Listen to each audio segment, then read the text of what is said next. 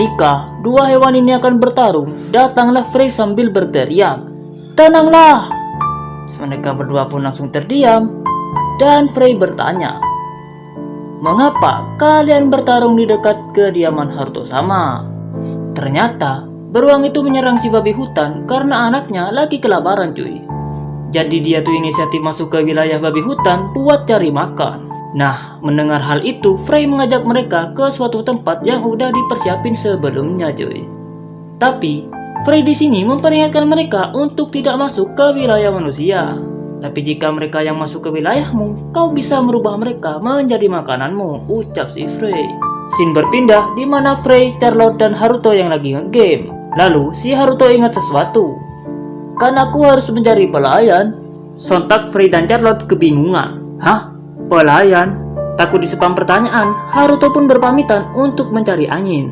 Saat berjalan-jalan di hutan, Haruto ingat bahwa di tempat ini dia pernah mengalahkan pasukan skeleton yang dikirim oleh ratu dan memberikannya sebuah wilayah. Sesampainya di sana, Haruto disambut oleh para skeleton yang telah menjadi pengikutnya. Tapi Haruto heran mengapa di sini juga ada monster. Pemimpin skeleton yang bernama Johnny menjelaskan mereka adalah monster-monster tunawisma yang dikumpulkan oleh Frey sama. Setelah itu, Johnny mengajak Haruto untuk melihat ladang yang dikerjakan oleh para skeleton selama ini. Johnny juga memperlihatkan hasil panen mereka. "Mengapa kau melakukan semua ini? Kau kan tidak bisa memakannya?" tanya Haruto. "Semua ini kita lakukan agar bisa menampung monster tunawisma lebih banyak lagi." Ternyata skeleton ini tuh baik banget cuy. Nah, melihat kerja keras si Johnny, Haruto sempat berpikir untuk menjadikannya sebagai pelayannya. Tapi setelah dipikir-pikir, Johnny ini orangnya cerewet banget cuy. Jadi Haruto tuh males kalau disuruh denger ocehannya tiap hari. Niatnya nenangin diri di tepi sungai, malah golem ini dateng cuy, sampai ngebuat Haruto mental. Yang bikin anehnya lagi, si golem ini metik bunga terus ngasih ke Haruto. Di sini Haruto berpikir kayaknya si golem ini baik cuy, dan pengen dia tuh jadi pelayannya. Tapi karena ukurannya jumbo, ya alhasil gak jadi lagi. Karena udah bosen, akhirnya Haruto memutuskan untuk pulang. Sesampainya di rumah, Frey langsung nanyain apa maksud dari perkataan Haruto barusan. Dengan muka bodoh amat, si Haruto mengatakan, "Kau tidak perlu memikirkannya," dan langsung pergi buat lanjut game.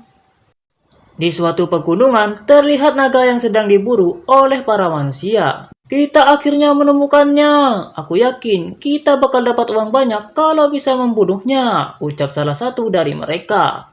Naga itu pun berusaha untuk pergi dari tempat itu, namun karena menerima banyak luka, akhirnya dia terjatuh. Cerita pun berpindah.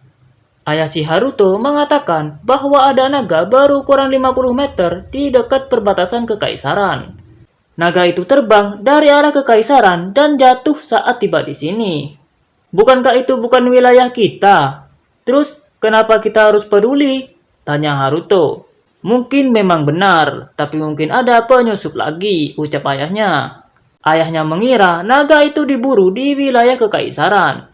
Jika asumsi itu benar, maka akan banyak korban figuran tolol kalau naga itu sampai mengamuk. Itulah alasanku ada di sini. Aku ingin Frey pergi dan mengawasi situasinya.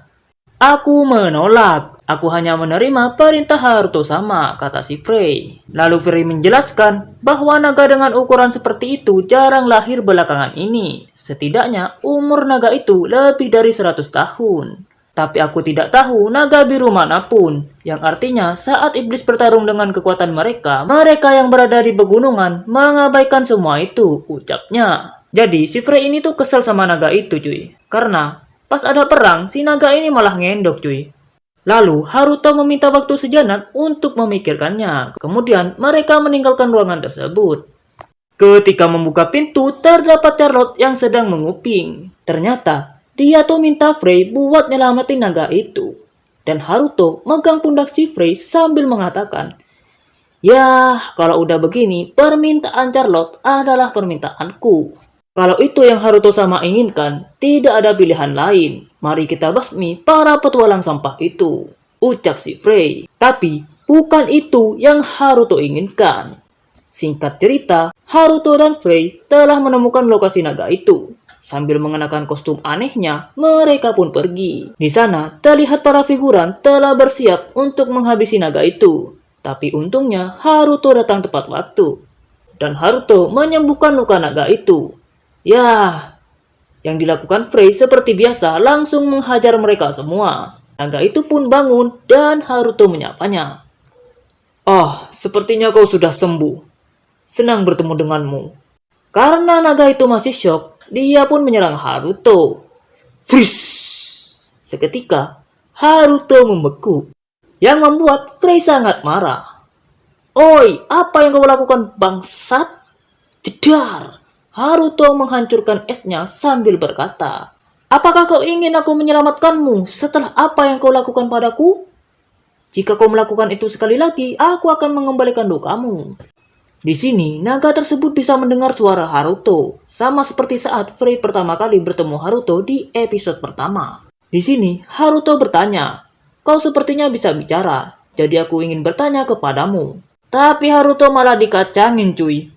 Naga ini malah tanya sama si Frey kenapa dia tuh nurut sama manusia. Dan Frey pun ngejelasin.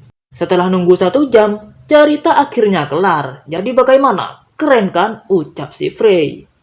Mendengar cerita si Frey, naga itu pun mulai mengerti kenapa si Frey ini sangat patuh sama Haruto. Lalu, naga itu pun meminta maaf kepada Frey karena tidak membantunya melawan manusia dikarenakan dia tidak suka bertarung. Terus Haruto bertanya, "Apa yang kau lakukan sampai sekarang?" Naga itu pun menjawab, "Karena tidak ada yang menyadari keberadaanku, aku tinggal jauh di dalam gunung selama 300 tahun. Mendengar hal itu, Haruto sangat iri karena kehidupan nolepnya belum sempurna seperti si naga. Haruto penasaran apa yang dilakukan naga itu selama 300 tahun. Dan naga itu pun mulai menceritakan kisahnya. "Pertama, aku bersembunyi jauh di dalam goa, menghabiskan waktuku mengurung diri. Tapi suatu hari ada petualang yang bermalam di sana dan menjatuhkan sebuah buku. Aku membacanya berulang kali sampai akhirnya aku ketagihan. Lalu aku memutuskan pergi menuju kota dan merubah wujudku menjadi anak kecil. Beberapa kali aku menggunakan wujud manusia untuk mengambil buku di sana. Aku mengulangi hal itu terus-menerus sampai aku mendapatkan banyak pengetahuan. Itu sangat menyenangkan. Tapi setelah para petualang itu menemukanku, mereka memburuku dan membakar buku yang telah aku kumpulkan selama bertahun-tahun. Aku mencoba memadamkannya, tapi semua itu sia-sia." Mendengar cerita itu, Frey pun langsung menangis dan mengatakan, "Kalau begitu, aku menerimamu menjadi saudaraku. Aku akan mengizinkanmu masuk ke Twilight Paradise." Lalu Haruto mengajak naga itu, "Ya, karena aku datang ke sini untuk menyelamatkanmu. Kalau kau tidak keberatan, kenapa tidak ikut kami saja?" Lalu naga itu menjawab, "Itu benar, aku belum berterima kasih padamu. Terima kasih karena telah menyelamatkanku. Aku, naga badai, menyerahkan nyawaku dan mengakuimu sebagai masterku." Siut! Naga itu pun mengecil menjadi gadis imut seperti Frey saat di episode 1. Melihat kejadian yang sama, Haruto langsung sigap memakaikan baju kepada gadis itu. Haruto membuka helmnya sambil memperkenalkan dirinya. "Namaku Haruto Zenfish. Aku tidak punya nama, jadi aku ingin kau memberikanku nama," ucap si gadis naga itu. "Kalau begitu, namamu Riza. Senang bertemu denganmu, Riza," kata si Haruto. Riza pun tersipu malu. "Senang bertemu denganmu, Haruto sama." Adegan mesra-mesraan itu membuat Frey cemburu dan langsung memperingatkan Riza.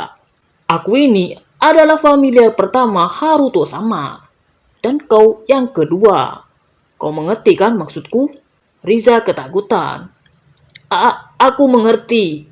Tanpa mendengarkan debat mereka berdua, Haruto langsung pergi dan Riza pun mengepakkan sayapnya menyusul Haruto sama. "Kau juga bisa terbang dengan penampilan seperti itu," ucap Haruto. Mendengar perkataan Haruto, si Frey makin gak karuan. Sesampainya di rumah, Haruto memperkenalkan Riza kepada mereka. Dia ini naga badai Riza. Sepertinya dia ingin bekerja di sini sebagai pelayan. "Hai, senang bertemu dengan kalian." Charlotte langsung kegirangan. Yeay, aku setuju. Namaku adalah Charlotte. Senang bertemu denganmu, Liza. Ia menurut padamu, jadi ayah tidak akan berkomentar.